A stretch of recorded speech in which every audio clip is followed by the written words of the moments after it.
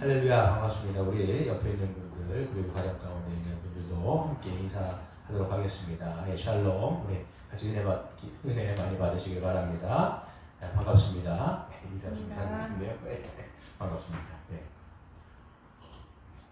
네, 오늘 하나님 말씀을 통해서 여러분 심령 가운데 또 주님께서 말씀하시는 은혜가 있으시기를 축원합니다. 예, 우리가 이제 산상수훈을 보고 있는데요. 산상수훈이 이제 5장부터 7장에 걸쳐서 세 장에 걸쳐서 예수님께서 이제 공생을 시작하시면서 하신 설교라고 말씀을 드렸습니다. 그래서 이 지금 산상수훈의 말씀은 하나님 나라에 들어간 자들의 어떤 성품, 또 어떻게 살아가야 되는지, 도덕적인 윤리적인 삶이 어떤 것인지 그 강령에 대해서 말씀하시는 부분입니다. 그렇기 때문에 예수님께서 계속 말씀하시는 게 뭐냐면 누구랑 비교하시냐 보면 너희의 의가 서기관과 바리새인들보다 더 낫지 못하면 결코 천국에 들어갈 수 없다라고 말씀하셨어요.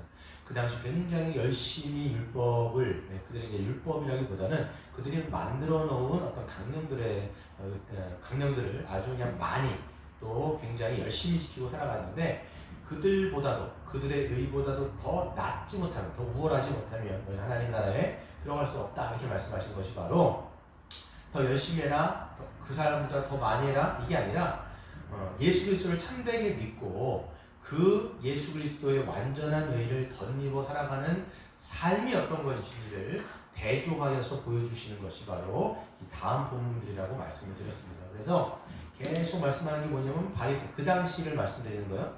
바리새인들과 서기관의 그 의로운 삶, 어떻게 보면 형식적이죠. 겉으로 드러나는 어떤 것에 치중을 했다라면 예수 그리스도를 믿음으로 더 나은 의로운 삶이 뭔지를 이제 6계명, 7계명 그리고 오늘 이제 9계명 이렇게 볼 수가 있습니다. 그래서 6계명 같은 경우도 그들의 관점으로 보면 그냥 살인하지 말아라. 그래서 실질적인 어떤 육체적인 죽음으로 이야기할 수 있지만 예수님이 이것을 또 마음의 문제까지로 갖고 오신단 말이에요. 그래서 분노하거나 미워하거나 누구를 향해서 멸시하는 것, 그래서 욕을 하는 것, 뭐 이건 다 인격적인 살인에 해당한다. 그렇기 때문에 이것은 실질적인 죽인 것과 똑같이 누군가를 죽이는 거다. 그렇기 때문에 분노라든지 미움이라든지 원망이라든지 그런 증오하는 마음으로부터 벗어날 뿐만 아니라 오히려 형제를 향하여서 인격적으로 대우하고 그 다음에 서로 사랑하는 것이 진짜 6계명을 지키는 진짜 더 나은 의로운 삶이다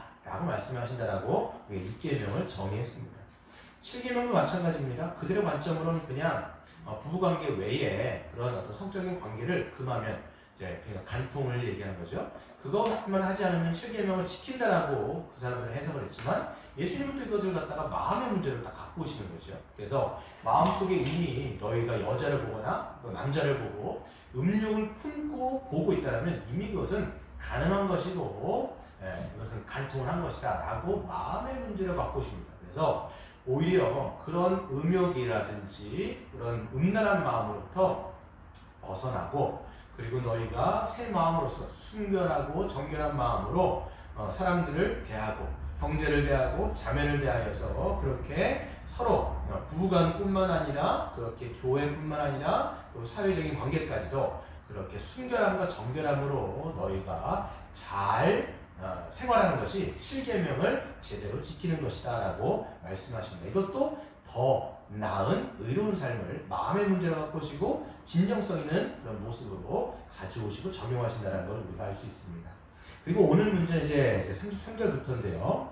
이게 이제 8계명도 아니고 이제 9계명으로 뛰는데 9계명이라고 말씀드리기도 조금 어렵습니다. 이제 9계명은 사실 거짓 증거하지 마라. 이게 사실 9계명이거든요. 근데 여기서 보시면 30절에 보시면 또 옛사람에게 말한 바 헛맹세를 하지 말고 너가 맹세한 것을 주께 지켜라. 이렇게 말씀하면서 맹세의 문제로 가져가십니다. 그러니까 말의 문제를 얘기하는 거예요. 말의 문제. 그러니까 9계명에서도 거짓말하지 마라. 그냥 한마디로 얘기하면 거짓말하지 말아라. 이런 얘기고 지금 말씀하신 것도 맹세하지 말아라. 이렇게 얘기하는 것은 말의 문제라는 거예요. 근데 여러분 나중에 보시면 예수님이 이 말의 문제, 겉으로 드러나는 건 말에 있지만 우리가 내뱉는 말 있지 않습니까? 이 말에 있지만 이건 사실 또 마음의 문제로 말씀하시는 것이고 이것은 이 말이 진실되냐 진실하지 않느냐는 너의 마음이 진실하냐 거짓되냐 이 마음의 문제와 연결된다는 것을 우리는 이 33절부터 37절까지의 말씀을 통해서 알 수가 있습니다. 그래서 보시면 헛맹세를 하지 말고 그 당시 헛맹세를 했던 것 같아요. 근데 이 말씀을 보면 예수님께서 구약의 여러 가지 말씀을 종합하여서 유추하여서 주시는 가르침이라고 볼 수가 있습니다. 그래서 민수기를 보면요, 제가 올려놨는데요, 사람이 여호와께 서원하였거나 결심하고 서약하였으면 깨트리지 말고 그가 입으로 말한 대로 다 이행할 것이다. 하나님 앞에 우리가 서원하잖아요. 그러니까 하나님 내가 이거 하겠습니다. 내가 하나님께 드리겠습니다. 이렇게 서원했을 때 말한 것을 그대로 지키라는 거예요. 그리고 깨트리지 말아라 이렇게 얘기하는 거죠.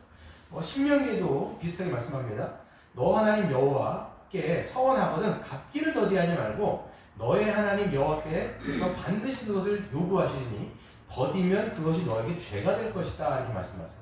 레위기 19장 12절에 이렇게 말씀합니다. 너희는 내 이름으로 거짓 맹세함으로 너의 하나님의 이름을 욕되게 하지 말아라 라고 말씀합니다. 그래서 이 말씀들은 함부로 맹세하거나 서원하지 말고 서원한 것은 반드시 지킬 것을 의미하고 있습니다. 즉 여러분 함부로 여호와의 이름으로 서원한 것은 하나님의 이름을 망령되게 일컫는 거예요. 그러니까 그 10계명의 3계명에 해당하는 겁니다. 그래서 그 당시 율법에서 보면요, 여호와의 이름으로 맹세를 막 한다는 말이죠. 난 하나님의 이름으로 난 이렇게 하겠습니다. 이렇게 얘기하는 순간 하나님이 그냥 증인이 되시는 거예요. 그럼 빼도 박도 못하는 거예요. 그러니까 그렇게 하나님의 이름을 할 때는 반드시 지켜라 이런 내용을 하나님께서 주시는 것이죠. 그렇기 때문에 함부로 맹세를 하거나 말해놓고서 지키지 않거나 이건 다 하나님의 이름을 망령되게 일컫는 것과 아주 직접적으로 연관이 됩니다.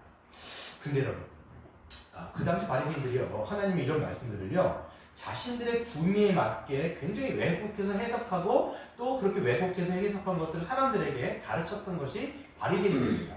서기관들이 그 당시 신학자라고 얘기하면 바리새인들은 평신도 사역자 설교자 뭐 이런 정도 그러니까 서민들 평범한 사람들 대상으로 하나님의 율법을 가르치면서 어떻게 살아가는 것이 하나님의 뜻인지를 그 당시에 바리새인들은 가르쳤던 사람들이라고 얘기할 수 있습니다.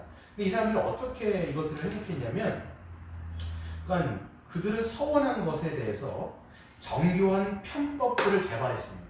그래서 하나님의 이름으로 맹세하지 않으면 별로 세심하게 지킬 필요가 없다라고 가르친 거예요. 그러니까 너무 이제 뭐라 그럴까요? 편법을 쓰고 잔머리를 너무 굴리는 거예요. 왜 그랬을까 이제 나중에 좀 말씀을 드릴 텐데 이 사람들이 하나님의 이름으로만 맹세하지 말아면 되는 거예요. 그러니까 하나님의 이름으로 맹세하면 너무 이게 큰 말씀의 무게가 있잖아요. 그러면 반드시 지켜야 돼요. 근데 그걸 피하기 위해서 하나님 말고 여호와의 이름 말고 성전이라든지 하늘이라든지 땅이라든지 뭐 예루살렘 성전이라든지 아니면 자기 머리라든지 이거를 두고 맹세를 하는 거예요.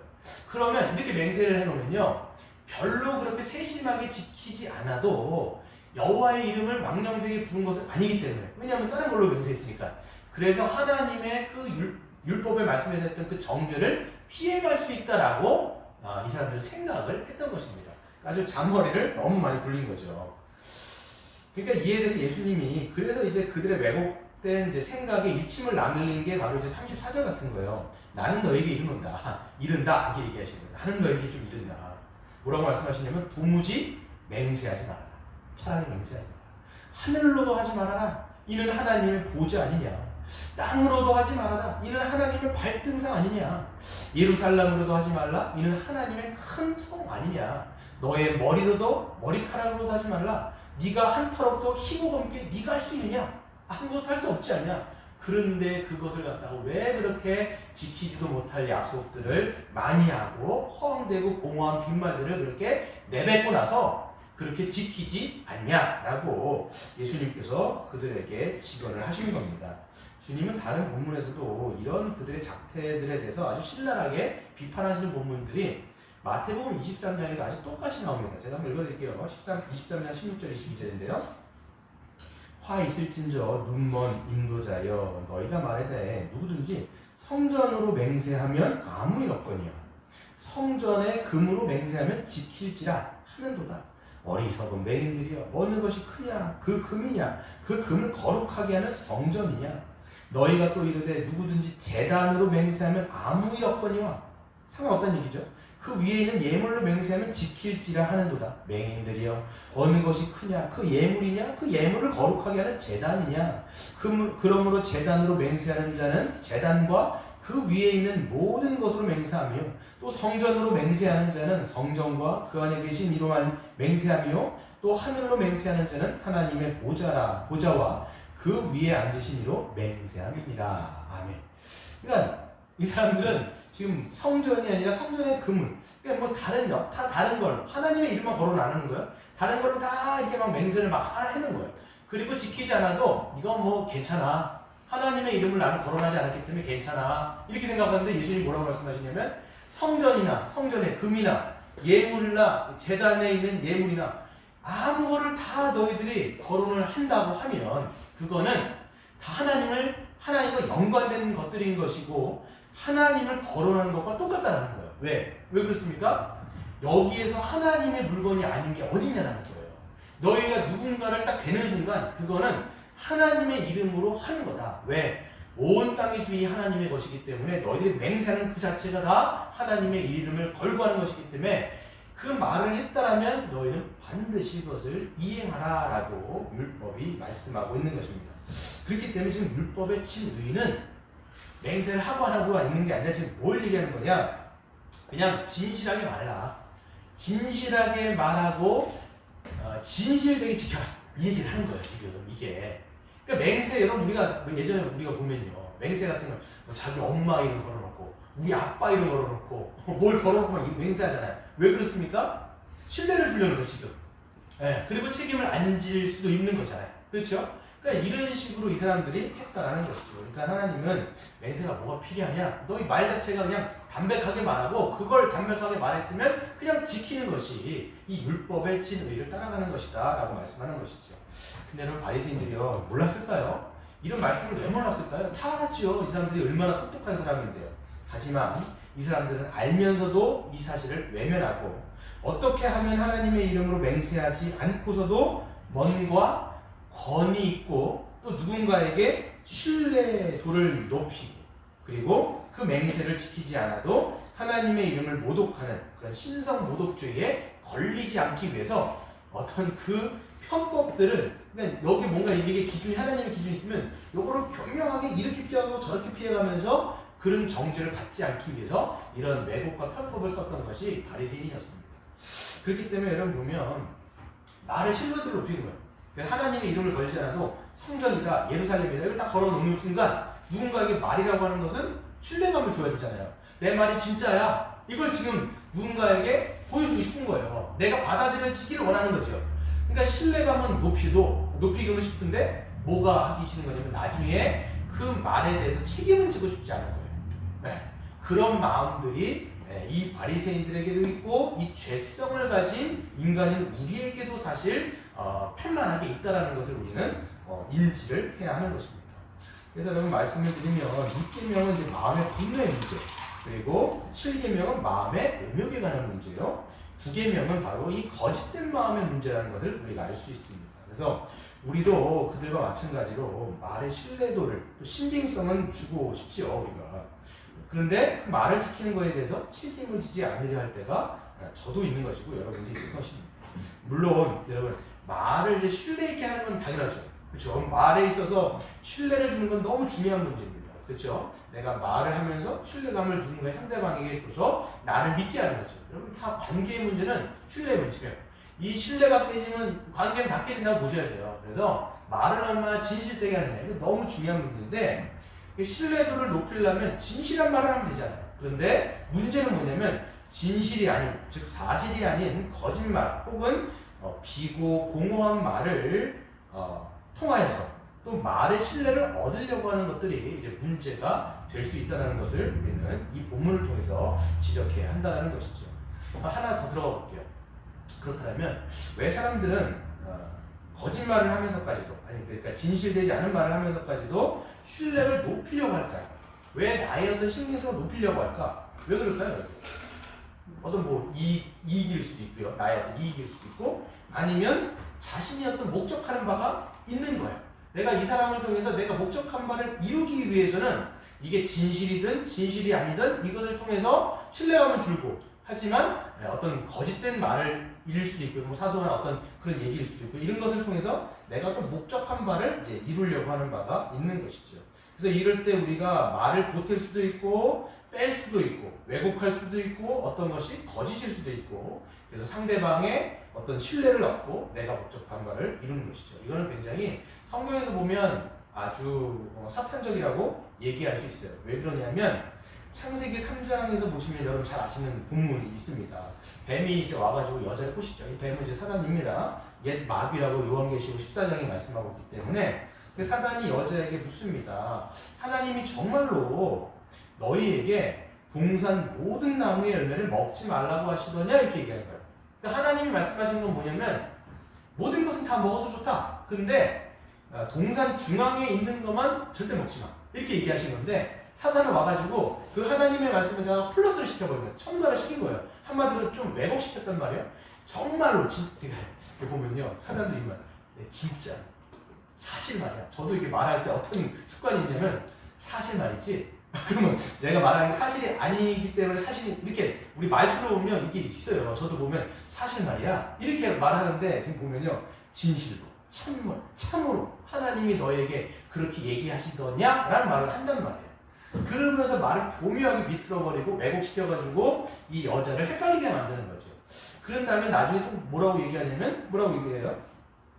너 이거 먹어도 괜찮다. 여자가 이제 왔다 갔다 한단 말이에요. 왔다 갔다 하니까 나중에 여자도 막 아리까리 한단 말이에요.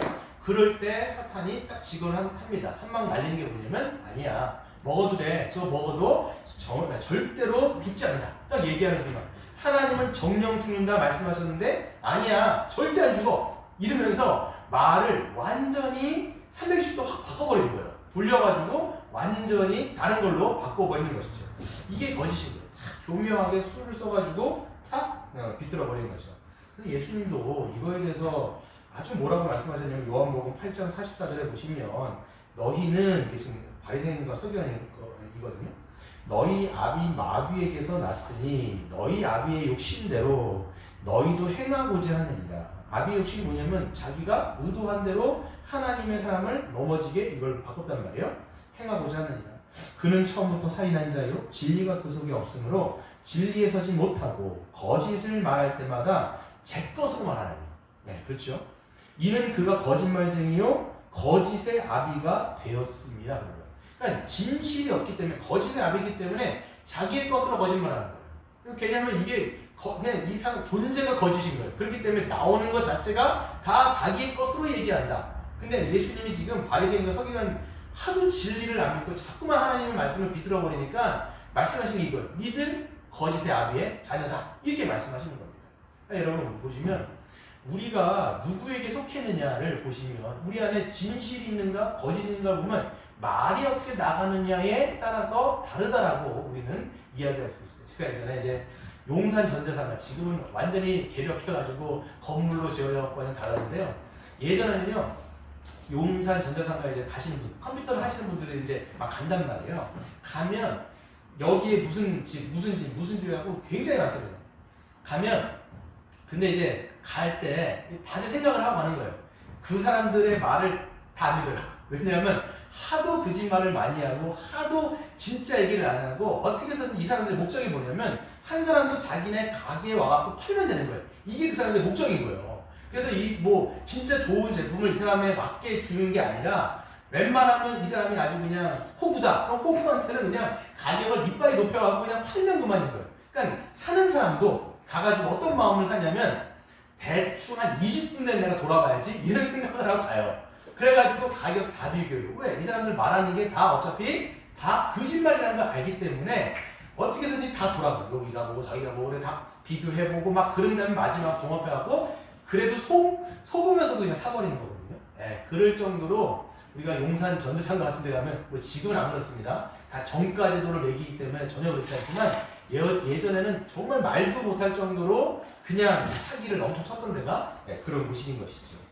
그래서 여러분 보시면 우리가 어떻게 이제 사람들과의 신뢰 관계를 높이느냐라고 하면 말이라고 하는 것은, 언어라고 하는 것은 마음을 담는 그릇이요 사람과 사람을 연결해주는 끈입니다. 그렇지 않습니까? 여러분 우리가 말이라고 하는 것, 언어라고 하는 것은 여러분의 마음을 담아가지고 내뱉는 거거든요. 그렇기 때문에 그 진실한 마음으로 진실한 말을 하는 사람들은 진실한 관계를 맺게 되는 것이지만, 반대로 그렇지 않은 마음으로 그렇지 않은 말들을 행할 때는 그렇지 않은 관계, 진실되지 않는 관계를 맺게 된다라고 성경이 말씀하고 있죠. 사도 바울이 뭐라고 얘기냐면, 스스로 독이지 말아라. 하나님 업신여김을 받지 아니하시나니 사람이 무엇으로 심든지 그대로 거두리라. 자기의 육체를 위하여 심는 자는 육체로부터 썩어질 것을 거두고 성령을 위하여 심는 자는 성령으로부터 영생을 얻을 것이다. 이렇게 말씀합니다. 이게 뭐냐면 우리가 콩 심은 데 콩 나고 팥 심은 데 팥 나다 이렇게 얘기하지 않습니까? 이게 하나님의 자유법칙인 거예요. 이게 영적으로 적용해도 똑같습니다. 우리가 하는 말, 하는 어떤 행동, 이것이 우리가 성령의 인도함을 따라 진실되게 따라는 그런 열매를 맺게 되는 것이지만, 반대로 육체적인 어떤 것들, 교묘하고 우리가 비틀거나 왜곡된 것들을 해서 사소한 것도 마찬가지입니다. 그런 것을 했을 때는 결국은 그런 육체적인 열매를 맺을 수밖에 없다라고 성경이 우리에게 선언하고 있는 것입니다. 그렇기 때문에 여러분 우리가 어떻게 행동해야 되느냐 분명히 우리 기억할 수 있지요. 그래서 예수님께서 말씀하시는 것이 이거예요. 진실하지 않은 자들에게 뭘 말씀하시느냐? 그래서 34절 말씀하신 거죠. 나는 너희에게 도무지 맹세하지 말지니. 야, 차라리 맹세하지 마. 이렇게 얘기하는 거예요. 여기는 이제 두 가지 사실 해석이 있는데요. 한 가지 해석은 뭐냐면 문자적으로 아예 받아들이는 겁니다. 문자적으로 완전히 아예 맹세하는 것을 금하라. 이제 뭐 이름을 걸거나 이거 절대, 그러니까 맹세를 완전히 금해라 라고 하신 말씀으로 받아들이는 부류들이 있습니다. 16세의 제침례 교도들이 그랬고요. 그 다음에 지금의 대부분의 퀘이커 교도들도 맹세 자체를 아직 아예 하지 않는 것으로 문자적으로 받아들여서 누군가 말할 때 절대 맹세하는 거예요. 네. 보증 같은 거 모르겠어요. 이 사람 쓰는지 안 쓰는지 모르겠는데 아예 이런 것들을 하지 않는 부류도 있고요. 근데 두 번째 다른 해석은 뭐냐면, 맹세에 의지할 필요 없이 진실하게 말하고 진실하게 충성되게 지키는 거예요. 저는 이 말씀이 이 내용을 담고 있다고 저는 해석을 합니다. 왜 그러냐면 예수님도 나중에 맹세를 하세요.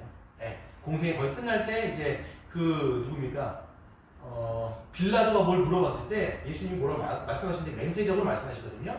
그렇기 때문에 우리가 뭐 맹세하지 말아라 이게 아니라 문자적으로 그거보다는 그냥 우리 잠깐 맹세하는 이유가 뭐냐면 말의 신빙성이 없다라는 것을 조금 반증하는 거예요. 그러니까 그냥 말 자체 맹세를 의지할 필요 없이 너 말 자체가 맹세가 되게 하는 거예요.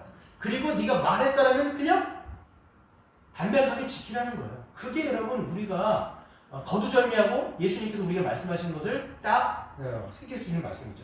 그게 그래서 37절하고도 연관됩니다. 오직 너희 말은 옳다 옳다 아니다 아니다 하라. 이에서 지나가는 건 닭에서 난다 이렇게 말씀하잖아요. 기면 기고 아니면 아닌 거예요. 그 중간은 없는 거예요.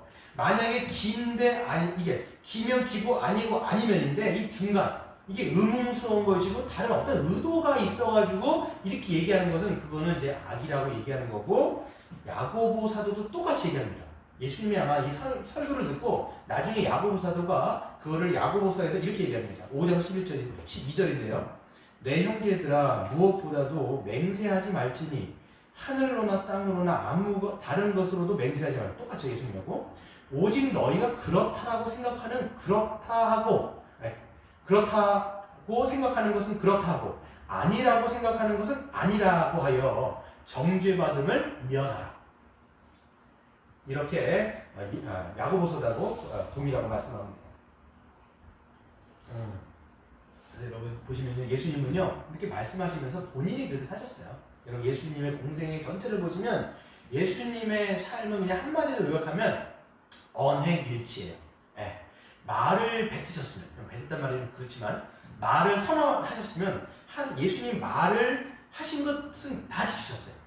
그리고 예수님이 이 땅에 오신 목적도 다 뭐냐면 구약, 그러니까 옛 언약, 하나님의 옛 언약의 말씀을 이 땅 가운데 지키기 위해서 오셨다라는 거예요.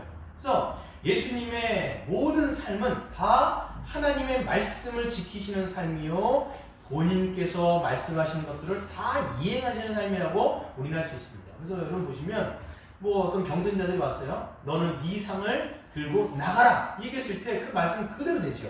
그다음에 어떻게 합니까? 실로하면서 눈먼 사람들한테, 눈먼 그 병자에게 그 진이겨가 눈에 발라주시면서 너 실로암 가고 씻어라, 그럼 너가 나을 것이다 라고 했을 때 그 눈이 나았단 말이에요. 그대로 했을 때. 또 예수님은 그 제자들에게 뭐라고 말씀하시냐면 십자가에 달리시기 전에 뭐라고 하냐면, 내가 죽은 다음에 부활할 텐데 부활한 다음에 내가 너희들보다 먼저 갈릴리로 갈 거야. 물론 사소해 보이지만 실질적으로 예수님은요, 부활하신 다음에 제자들보다 먼저 갈릴리로 가시는 그런 모습을 볼 수가 있어요. 예수님은요, 하나하나 그냥, 저는 예수님하고 한번 생활을 정말 해봤으면 어땠을까. 정말 예수님이 말씀을 하셨을 때 텅 비고 공허한 말씀을 하셨을까? 한마디도 안 하실 것 같아요. 정말 그 본질을 꿰뚫어 보시는 그 예수님, 본질을 꿰뚫어 보시기 때문에 모든 상황에 가장 적합한 말로, 그리고 모든 사람에게 있어서 가르치거나 누군가에게 권면하거나 훈계하거나 할 때 그 사람에게 가장 적합한 그 말씀을 하심을 통해서 그 사람이 진리로 들어올 수 있는 문을 열어주셨던 것이 바로 예수님의 말씀입니다. 왜? 그분은 하나님의 말씀이기도 하지만 그렇기 때문에 모든 것이 진실이고 진리이고 진정성이 있다는 거예요. 그리고 본인도 그 말씀을 다 지켜 준행하셨다는 것을 우리는 십자가를 통해서 볼 수 있죠. 그러니까 하나님, 성부 하나님하고도 약속하신 게 있어요. 영원전부터 하셨던 그 십자가의 언약의 말씀. 그럼 본인이 이 땅에 오셨다는 게, 본인이 이제 결국은 30년 후에 돌아가실 걸 다 알거든요. 누가복음 12장에 뭐라고 하시냐면, 내가 받을 세례가 있는데, 이게 죽음이거든요. 내가 받을 세례가 있는데 그것을 생각할 때마다 내가 눌리는 것이 어떻겠냐라는 거예요. 그러니까 마음의 눌림이 늘 있다는 거예요. 여러분 생각해 보시면, 여러분이 5년, 10년 후에 내가 사형장에 이슬로 내가 죽는다는 것을 뻔히 알아요. 여러분 제정신으로 살 수 있을 것 같습니까? 절대 못 살죠. 예수님은요, 그런 것을 늘 생각해 두시고 염두에 두시고 십자가를 삶의 목적으로 걸어가셨다니까요. 계속. 그러면서 십자가가 점점 다가오고 있는 거예요. 마가복음 8장을 보시면 이제는 십자가가 며칠 후면 이제 다가오는 거예요. 그러면서 마가복음 8장부터 뭐라고 말씀하시냐면, 처음에 비로소 말씀하시는데 뭐라고 말씀하세요? 제자들에게, 나는, 인자는 내가 저 제사장들과 저 서기관들이라든지 저 사람들로부터 심한 고난을 받고 나는 결국은 그 사람들로부터 인해서 죽을 거야 라는 그런 삶의, 그런 자신의 인생의 고백을 하신단 말이에요. 못 알아들어요. 다 못 알아들어요. 근데 예수님은 그 말을 계속 하시면서 계속 십자가를 가까이 붙이는 거예요. 죽는 거 뻔히 하시면서 그냥 십자가를 계속 하시는 거예요. 그리고 십자가 직전에 왔을 때 겟세마네 언덕에 올라가서 뭐라고 말씀하십니까? 아버지, 만일 하나님의 뜻이라면 이 잔을 좀 나에게서 지나가게 하여 주시옵소서. 하지만 이것이 내 뜻이 아니고 하나님의 뜻이라면 이것을 내가 받을 수 있도록 도와달라는 그런 기도를 하실지요. 그러면서 누가복음에 보시면 뭐라고 그랬어요? 땀방울이 핏방울이 떨어지도록 그렇게 흘리셨다는 말씀을 하고 있는 거예요. 그러니까 하나님과의 영원한 약속 가운데 본인께서 하나님과 하신 그 약속, 그 말씀의 그 약속을 지키기 위해서 죽기까지 자기를 철저하게 복종하고 순종했던 것이 바로 예수 그리스도의 그 삶인 것이고, 그 약속을 통해서 맨 마지막에 뭐라고 말씀하세요? 내가 다 이루었다. 이게 뭐예요? 아버지, 내가 하나님과 언약했던 그 말씀 다 지켰어요. 이렇게 얘기해요. 전 다 지켰어요. 끝까지 내가 순종했어요. 내가 내 십자가의 죽음, 여러분 죽음이라고 하는 것은요 엄청난 피해거든요. 내 목숨이 끊어지는 거, 여러분 목숨 앞에서 여러분 누가 거기서 진리를 얘기할 수 있겠어요? 대부분 보면요, 그 목숨에 목에 칼날이 들어오면 다 그냥 거짓말을 할 수 있겠죠. 아니다 얘기할 수 있겠죠. 기다 얘기할 수 있겠죠. 하지만 예수님은 하나님과 맺은 그 약속을 철두철미하게 지키기 위해서 내가 다 지켰습니다 라고 말씀하시면서 십자가에서 그 언약을 이루시는 것을 우리가 볼 수가 있습니다. 여러분, 그렇기 때문에 예수 그리스도를 믿는다는 게 뭐냐라는 것을 우리가 알아야 돼요. 예수 그리스도를 믿는다는 게 뭐냐? 예수 그리스도의 그 언행일치의 삶. 그렇기 때문에 우리가 그리스도를 믿으면 구원받는다, 이게 끝이 아니죠. 우리가 그리스도를 믿을 때 성령이 우리의 심령 가운데 오시는 거예요. 성령은 어떤 영입니까? 진리의 영이고 진실의 영이라는 거예요. 그렇기 때문에 그리스도의 영이 우리 안에 오시면 우리의 거짓되고 부패한 마음을 변화시켜서 우리가 이제는 거짓된 것이 아니라 진실함으로 말하고 행동할 수 있는 그런 은혜를 베풀어 주셔서 우리의 존재를 바꾸신다는 게 성경이에요. 그럼 이걸 우리가 믿어야 됩니다. 나는 예수 믿고 구원받고 땡이 아니라 여러분 우리가 그리스도를 믿으면 그리스도 안에서 존재가 바뀐다는 거예요. 존재가 바뀐다는 건 뭐예요? 마음이 바뀐다는 거예요. 마음이 바뀐다는 게 뭐예요? 우리 말이 바뀌고 언어가 바뀐다는 것을 우리는 분명하게 기억을 해야 하는 것입니다. 여러분 그렇기 때문에 우리의 정말 존재가 바뀌었는지 그리스도 안에서 여러분 자신을 시험하시길 바랍니다. 여러분 사도 바울이 고린도전서에 보시면 너희 자신이 믿음 있는 자를 시험하라 이렇게 얘기했단 말이에요. 그 시험을 뭘로 시험할 겁니까? 나의 언어가 바뀌었는지, 내 말이 바뀌었는지, 내 말이 진정성이 있는지, 정말 진실한지 이것을 보고 우리의 마음이 그러한지를 우리가 알 수가 있는 것이죠. 그렇기 때문에 여러분 야고보서 3장을 오늘 집에 가서 꼭 한번 읽어보세요. 야고보서 3장에 보시면 야고보 사도가요 말에 관해서 엄청난 말을 합니다. 그래서 거기서 똑같아요. 말과 마음의 문제를 아예 직접적으로 연결시켜가지고 어떻게 한 샘물에서 쓴물도 나고 단물이 날 수 있냐? 이거 말도 안 된다. 너희의 셈이 정말 정결하게 바뀌었으면 당연히 하나님을 찬양하고 하나님을 사랑하는 진실된 말로 그 샘물이 바뀌었을 것이요. 그렇지 않다면 거기서 쓴물이 나고 누군가에서 거짓된 말을 하고 진정성이 없는 말을 하면서 지키지 못할 것들을 턱턱 뱉으면서 그렇게 될 것이다 라면서 마음의 문제와 우리의 존재의 문제와 우리의 말의 문제를 완전히 연결시켜서 선언하고 있다는 것을 우리가 볼 수가 있는 것이죠. 여러분 우리는 어떤 신자입니까? 여러분 우리는 어떤 신자입니까? 저 자신을 생각하고 이렇게 봤을 때도 말의 문제, 언어의 문제 이런 것들을 우리는 잘 고민해 보셔야 될 것 같아요. 사도 바울이 뭐라고 얘기하냐면 우리가 구원받았다고 하는 게 완전한 건 아니에요. 그렇죠? 저나 여러분 보세요. 얼마나 미성숙한 부분이 많습니까? 그래서 여러분 보시면 야고보 사도도 3장에서 보시면 야고보 3장에도 보면 뭐라고 되냐면 성숙한 자 한번 찾아볼까요? 야고보 3장 저만 찾아볼게요. 야고보서 3장에 보시면 내 형제들아 너희는 선생된 우리가 더 큰 심판을 받을 줄 알고 선생이 많이 되지 말라. 우리가 다 실수가 많으니 실수가 많아요. 그러니까 만일 말에 실수가 없는 자라면 곧 온전한 사람이라 능히 온몸도 굴레를 씌울 것이다. 이렇게 얘기하면서 말의 문제를 쭉 연결시키면서 이야기를 하는 것이죠. 여러분 보시면 우리 언어의 문제, 말의 습관 여러분 잘 생각해 보셔야 돼요. 저도 이렇게 말을 할 때 제 언어의 습관들을 보시면 저의 언어의 습관도 보면요 이게 참 미성숙한 부분들이 참 많습니다. 저를 봐도 그래. 그러니까 사도 바울도 보시면 너희가 옛사람을 벗어버리고 얘기했어요. 옛사람을 벗어버리고 이게 뭐냐면 예전에 있는 굳은 습관 그렇죠? 옛 습관을 벗어버리고 심령이 새롭게 되어 새 사람을 날마다 덧입어라 이렇게 얘기해요. 그런 날 바로 얘기하는 게 뭐냐면 말의 문제예요. 너희가 서로 사랑 안에서 진실되게 말하고 거짓을 벗어버리며 이렇게 얘기한단 말이에요. 그러니까 여러분 뭐냐면 우리가 구원받았다 할지라도 우리가 이게 몸에 붙은 습관이 있어요. 언어의 습관도 있고 말하는 습관도 있습니다. 이게 잘 고쳐지지가 않는 게 문제예요. 여러분 습관이라고 하는 것은요 우리가 이거는 하루아침에 만들어진 게 아니잖아요. 저도 그렇고 여러분도 그렇고 어떤 사람들은 10년, 20년, 30년, 40년, 60년 이런 세월을 거쳐서 자기도 알지 못하게 붙어버린 언어의 습관이 분명하게 있는 것이죠. 그렇기 때문에 내가 어떤 식으로 지금 말을 하는가를 살펴봐야 우리가 구원받았다 땡이 아니라 정말 진실되게 말하고 진실되게 이행할 수 있는 그런 그리스도의 제자답게 살아갈 수가 있는 것이죠.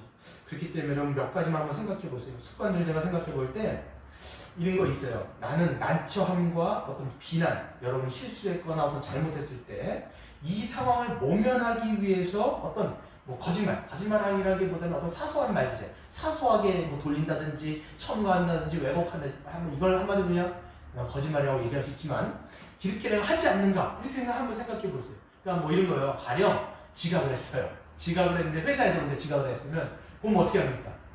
지각을 했을 때 그냥 막 불러대는 거야. 막 불러대기하고 뭐 하고 정말 뭐 지하철에서 뭐가 막히고 막 변명 막 늘어놓는 거야. 한마디로 잘못했습니다. 죄송합니다. 제가 다음부터 하지 않겠습니다. 이게 말을 담백하게 하고 그냥 하면 되는데 그냥 어떤 사람들로부터 말 듣기가 싫은 거예요. 자존심도 상하고, 그치? 자존심도 상하고, 그 사람이 나를 비난할 것도 걱정되고, 누군가 윗사람이라면 꾸준 듣기가 싫으니까, 오히려 그것을 정직하게 말하지 않고, 불러대거나, 변명하거나, 그런 식으로 우리가 한단 말이에요. 근데 여러분 보시면요. 이게 사소한 것 같잖아요. 이게 쌓여갖고 습관이 돼버려요. 사소한 게 쌓여갖고 습관이 되어지고, 이런 작은 것에서 우리가 거짓말을 계속하면요. 나중에 어떤 문제가 있냐면, 이게 우리 뇌 안에서 시스템화됩니다. 이 뇌라고 하는 것은요. 익숙한 것을 갖다가 자기 몸에 배게 하는, 그러니까 사람은 굉장히 익숙하게 만드는 건데 이게 그렇기 때문에 나중에 결정적인 사건이 있을 거예요. 계속 이러다 보면 결정적인 어떤 큰 사건 때 그때 내가 이것을 교묘하게 돌리기 위해서 다른 것을 딱 얘기하다가 나중에 여러분 탈론한다고 생각해 보세요. 그때는 여러분 큰 정말 우리가 비난을 받을 수밖에 없을 그런 상황에 몰리게 되는 것이죠. 아예 여러분 우리가 사소한 것을 그냥 진실되게 말하고 제가 요즘에 읽고 있는 책이 하나가 있는데 어떻게 문학이 우리의 신앙을 더 깊게 만드는가 이정희 씨라고 하는 그런 분이 쓴 건데 한번 꼭 읽어보세요. 이게 문학적인 책인데 이게 그리스인이 쓴 건데요.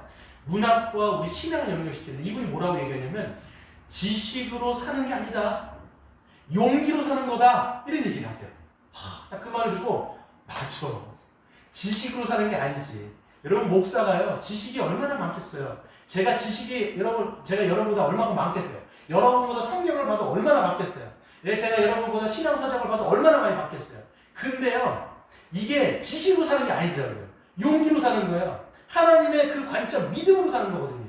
하나님께서 주시는 믿음으로 살려면 뭐가 필요하냐면 소신과 신령과 그 용기가 필요한 거예요. 어떤 용기예요? 미움받을 용기. 때로는 지적받을 용기. 때로는 내 자존심이 깎일 용기. 그것을 하면서도 우리가 진실되게 살아가고 담백하게 말하고 그걸 지켜내는 거거든요. 예수 그리스도께서 이 땅 가운데서 너희가 진실된 관계를 맺으려면 어떻게 살아가야 되는지를 우리에게 보여주시고 그 길들을 열어주시는 것이죠. 여러분 그렇기 때문에 또 한 가지 얘기할게요.